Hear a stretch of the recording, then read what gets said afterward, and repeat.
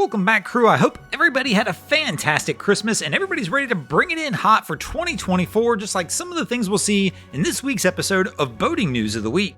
Our first story to make the boating news this week is going to take us over to Amsterdam, where this was the scene several weeks back as we've been holding on to this one for a little while. But here we can see the flagship tour vessel Evelyn being pulled out of the water for some routine maintenance when all of a sudden things go drastically wrong, and that routine maintenance has likely now turned into a major overhaul.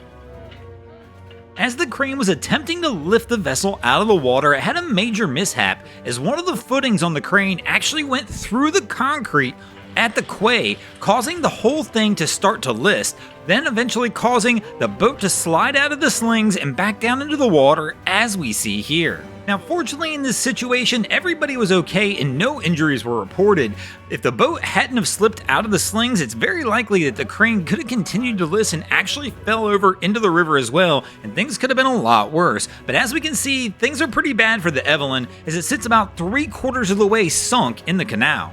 Fortunately, crews were quick to react on this one, and another crane was quickly called in, and the two cranes worked together to get the Evelyn pulled out of the canal and set up on a rack in dry dock while it awaits investigation to try and determine the full amount of repairs that are going to be necessary to get this tour boat back into action. But I do have to imagine that downtime is going to be significantly longer than was originally anticipated. As we mentioned earlier, it was only being pulled out for regular routine maintenance, and now I'm just guessing it's either going to be totaled out or likely going to require a total re-overhaul of motors and the interior of the vessel to get this one back into action.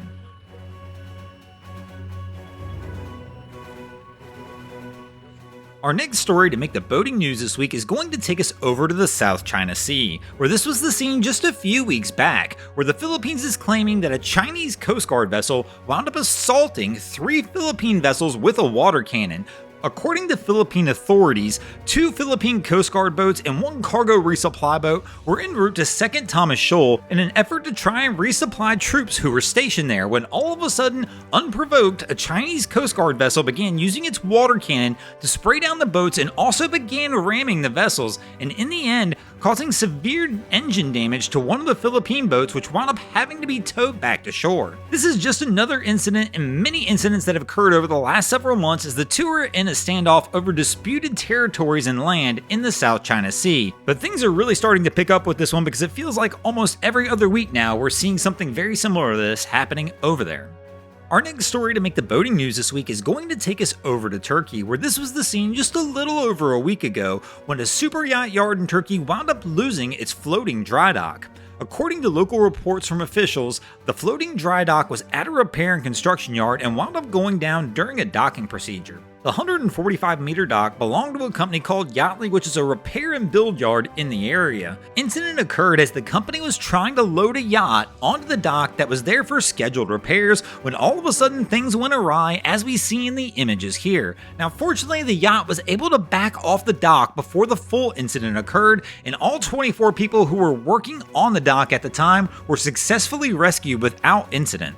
Local authorities have launched an investigation to try and determine the full cause of the incident. Pictures that have come out afterwards do show that the dock sank in shallow enough water that the heads of the docks are actually above the waterline. Hopefully that will make the salvage operation a little easier since it won't be a full underwater recovery. Thanks for watching, guys. I hope you enjoyed this week's episode of Boating News of the Week. If you ever see anything crazy happening on your waterways, be sure to hit us up on Facebook or Instagram and let us know when you might see your stories over here. And if you guys haven't already, go ahead and drop an anchor on the subscribe button here. If not, we're coming to steal your drain plug.